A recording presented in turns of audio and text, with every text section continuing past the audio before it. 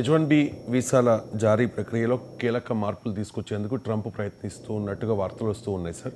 Sir అసలు H1B వీసాల జారీ ప్రక్రియలో మార్పులు ఎందుకు? దీనివల్ల ఎవరికి నష్టం, ఎవరికి లాభం అంటే ఏం చెప్తారు సార్? అంటే H1B వీసాలు మొదలు పెట్టింది దీనికి అమెరికా వాళ్ళు ఎందుకు పెడుతున్నారంటే అమెరికన్ ఎకానమీలో స్కిల్డ్ మ్యాన్ పవర్ గ్యాప్ ఉంది. అంటే స్కిల్ మ్యాన్ పవర్ అవసరం ఎంత, స్కిల్ మ్యాన్ పవర్ అందుబాటు ఎంత, ముఖ్యంగా సైన్స్, టెక్నాలజీ, ఇంజనీరింగ్, మ్యాథమెటిక్స్, ఈ స్టెమ్ కోర్సెస్లో చదివే నిపుణుల కొరత తీవ్రంగా ఉంది. ఈ కొరత వల్ల నీకు ఈ H1B వీసా విధానం వచ్చింది. అంటే H1B వీసా విధానం అంటే అమెరికాకు వెళ్ళాలంటే అనేక రకాల వీసాలు ఉంటాయి. ఇప్పుడు టూరిస్ట్ వీసా ఉంటుంది, డిపెండెంట్ వీసా ఉంటుంది, ఎడ్యుకేషన్ వీసా ఉంటుంది. ఇప్పుడు ఈ మధ్య కాలంలో ట్రంప్ గోల్డ్ కార్డులని ఎవరైనా భారీగా ఇన్వెస్ట్మెంట్ చేస్తే వారికి వీసాలు ఇవ్వడం లాంటివి ఉన్నాయి. అందులో ఈ H1B వీసా ప్రొఫెషనల్ కొరతను తీర్చేటువంటి వీసా. ఇందులో అత్యధికంగా లాభపడేది భారతదేశం. మన నుంచే ఎక్కువ మంది H1B వీసాల మీద వెళ్తూ ఉంటారు. సో H1B వీసాలు అమెరికాలో ఎందుకు సృష్టించారు అంటే తమ దేశ ఎకానమీని, ఇండస్ట్రీని, సర్వీసెస్ని నడపటానికి అవసరమైన స్కిల్డ్ మ్యాన్ పవర్ అమెరికాలో లేరు కనుక వీళ్ళను తీసుకోవడం వల్ల అమెరికన్ ఎకానమీకి బెనిఫిట్ అవుతుంది. దీనివల్ల లోకల్ అమెరికన్కు ఉద్యోగాలు నష్టం జరగదు. ఎందుకు నష్టం జరగదు అంటే లోకల్ అమెరికన్స్ లేకనే కదా బయట వాళ్ళని తీసుకునేది. కానీ కాలక్రమేణా ఈ H1B ప్రోగ్రామ్ను దుర్వినియోగం చేయడం మొదలుపెట్టారు. దీనికి అనేక రూపాల్లో దుర్వినియోగం, రకరకాల కంపెనీలు క్రియేట్ అవుతున్నాయి. H1B వీసాల కొరకే కంపెనీలు ఏర్పడుతున్నాయి, ఆన్ పేపర్ కంపెనీలు ఏర్పడుతున్నాయి, ఆన్ పేపర్ పేరోల్స్ రన్ చేస్తున్నారు. H1B వీసాలు ఇప్పించడం అనేది ఒక వ్యాపారంగా మారిపోయింది. ఇప్పుడు అమెరికాలో H1B వీసాలు ఇచ్చడం తప్ప ఇంకే యాక్టివిటీ చేయని కంపెనీలు కూడా ఉంటాయి. అంటే వారు పేరోల్స్ రన్ చేసి మా కంపెనీ నడుస్తున్నట్టుగా కొన్నేళ్ల పాటు ఒక హిస్టరీ క్రియేట్ చేసి, ఇప్పుడు మన దగ్గర ఇన్కమ్ లేకపోయినా ఇన్కమ్ ట్యాక్స్ కట్టేవాళ్ళు ఐటీ రిటర్న్స్ సబ్మిట్ చేసే వాళ్ళు ఉంటారు. ఎందుకు అంటే ఈ ఐటీ రిటర్న్స్ రేపు పెడితే బ్యాంకులో లోన్ వస్తుందని. సో వాళ్ళకి నిజంగా ఆదాయ పన్ను కట్టేంత ఆదాయం ఉండదు, కానీ ఆదాయం ఉన్నట్టు చూపెట్టుకొని ఆదాయ పన్ను కడుతూ ఈ ఆదాయ పన్ను రిటర్న్ చూపెట్టి లోన్ తీసుకుంటారు. సో ఇదొక టెక్నిక్ మన దేశంలో జరుగుతుంది. ఇప్పుడు అమెరికాలో కూడా జరుగుతున్న టెక్నిక్ ఏంటంటే ఒక కంపెనీ పెట్టడం ఆన్ పేపర్, ఆ కంపెనీకి ఒక ఉద్యోగులు ఉన్నట్టు చూపెట్టడము, ఆ ఉద్యోగాలకు జీతాలు ఇవ్వడము, ఆ ఇచ్చిన జీతాన్ని మళ్ళీ ఆ కంపెనీ తీసుకుంటుంది, దానికి కావాల్సిన ట్యాక్స్ వరకు మాత్రమే ఆ కంపెనీ కట్టుకుంటుంది. అలా 4 ఏళ్ళు 5 ఏళ్ళు ఈ కంపెనీ ఇలా రన్ చేశాక వాళ్ళకి H1B వీసాల మీద ఉద్యోగుల్ని, కార్మికులు తీసుకొచ్చే యోగ్యత వస్తుంది. ఆ ఎలిజిబిలిటీ రావడంతోనే ప్రతి ఏటా కొన్ని H1B అప్లికేషన్లు వేస్తారు. లాటరీ పద్ధతిలో ఈ విధానంలో H1Bలు ఎంపిక చేస్తారు కనుక లాటరీలో తగులుతాయి. ఆ H1B వీసాలను ఒక రకంగా వ్యాపారం.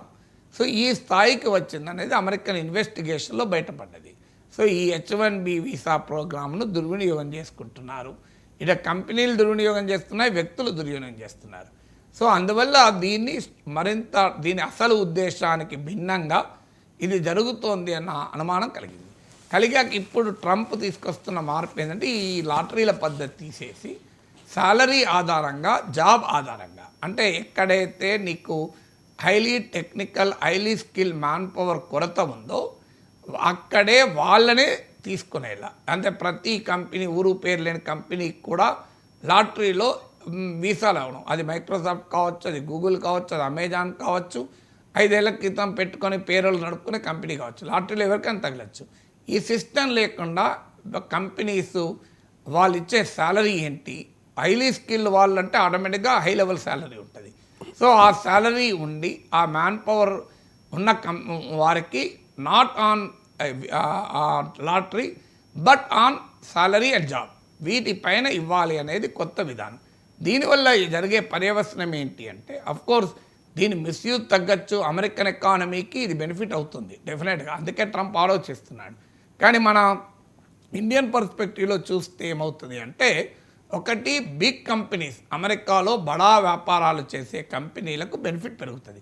ఎందుకంటే ఉదాహరణకు ఒక చిన్న హోటల్ పెట్టాడు, లేదా ఒక చిన్న కంపెనీ పెట్టాడు, నిజంగానే ఆన్ పేపర్ కంపెనీ కాకుండా రియల్ కంపెనీ అనుకుందాం.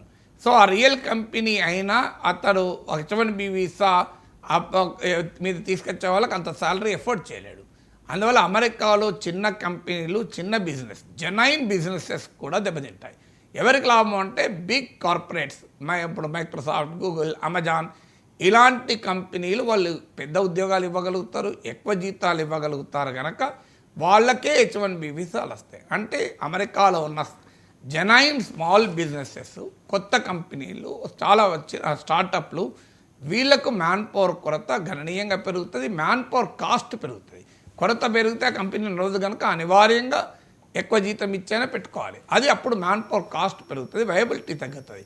అందువల్ల కొంతమంది చేస్తున్న దుర్వినియోగం వల్ల స్మాల్ బిజినెసెస్ దెబ్బతింటాయి. ఇది మొదటిగా ఇది ఎఫెక్ట్. ఇక ఇండియన్స్లో ఎఫెక్ట్ అంటే హైలీ స్కిల్, ఐఐటీస్లో, ఐఐఎంలో, టాప్ ఇంజనీరింగ్ కాలేజెస్లో హైలీ టాలెంటెడ్ మ్యాన్ పవర్కు ప్రాబ్లం ఉండదు. H1B వీసాలు వస్తాయి. అంటే 150K 200K శాలరీ పొందగలిగే వారికి H1B వస్తుంది. కానీ 80K 70K 100K సాలరీ పొందాలి అంటే మాత్రం ఆ స్థాయి వాళ్ళకు వీసా రాదు. అంటే it will not be middle class డ్రీమ్గా ఉండకుండా చాలా హైలీ స్కిల్ మ్యాన్ పవర్కు ఉంటుంది. దీనివల్ల మన దేశం నుంచి మరింత ఎక్కువ మంది హైలీ స్కిల్ మ్యాన్ పవర్ పోయి బ్రెయిన్ డ్రైన్ కూడా అవకాశం ఉంటుంది. సో అందువల్ల దీనివల్ల అమెరికాలో ఉన్న బడా కార్పొరేట్ కంపెనీలు లాభపడతాయి, అమెరికాలో ఉన్న స్మాల్ బిజినెస్ దెబ్బతింటాయి. ఇండియాలో ఉన్న highly talented skill man power లాభపడతారు, ఆర్డినరీ స్కిల్స్ ఉండి ముండేన్ స్కిల్స్ ఉన్న వాళ్ళు నష్టపోతారు. సో దేశ ఎకానమీకి మరింతగా highly skill man power brain drain జరుగుతుంది. అంటే అది ఎలాగూ ఇప్పుడే జరుగుతుంది, కొత్తగా జరిగేది ఉండకపోవచ్చు, కానీ ఆ మ్యాన్ పవర్కి మాత్రం వీసాలు వస్తాయి. ఇక తెలంగాణ రాజకీయాల విషయానికి వస్తే 2034